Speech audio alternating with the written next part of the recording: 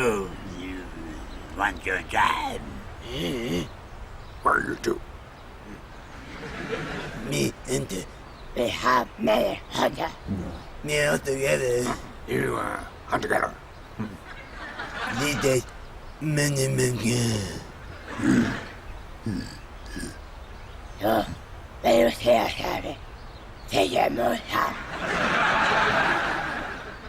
Hunter? Maybe gathering?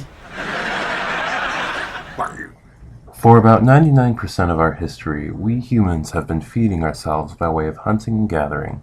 Only about 10,000 years ago have we managed to deliberately use plants of the earth for our own benefit in the form of agriculture.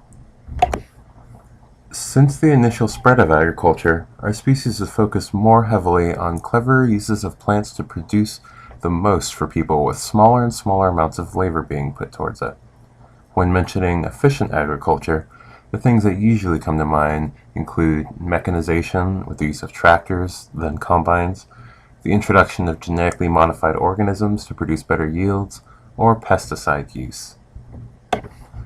But the area I'd like to focus on is a bit different.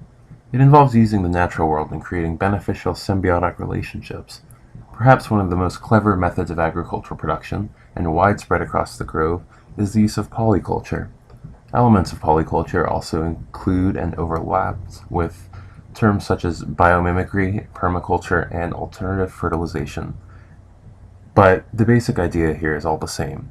Use two or more species of living organism for mutual benefits, with an end goal of benefiting humans most of all.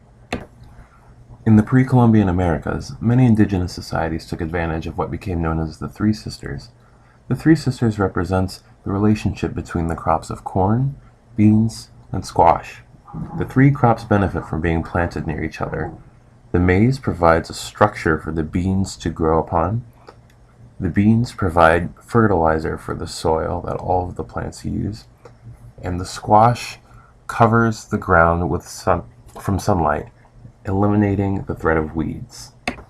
In modern times, there exist relationships between farmers who grow crops and also raise livestock, or choose to take advantage of the wild local fauna. An example close to home would include UF student agricultural gardens. Anything planted in them benefit from being fertilized by the bat houses next door. The bats benefit from the lake and the garden supplying the area with a healthy, depending on who you might ask, amount of bugs and mosquitoes to feast on. In our own coursework, we learned from Dr. Woodford of the relationship between New Zealand wheat farmers and the rearing of sheep.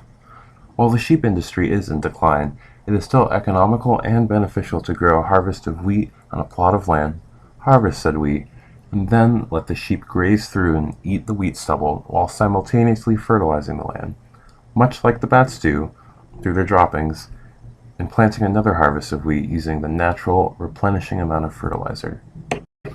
Through this easy and sustainable method, along with the help of co-ops, New Zealand farmers have been able to be strong in the wheat and in the sheep market.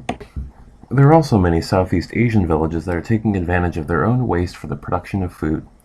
Many aquaculture facilities are rearing species of fish that consume planktivores.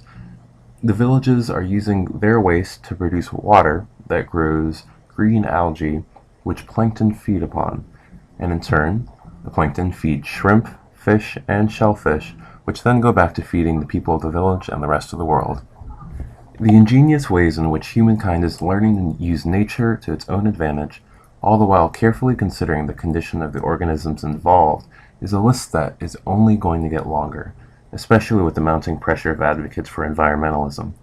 The practice was honed before the advent of genetics research and biochemistry and can only be improved upon. My name is Darien Williams, and thank you for watching.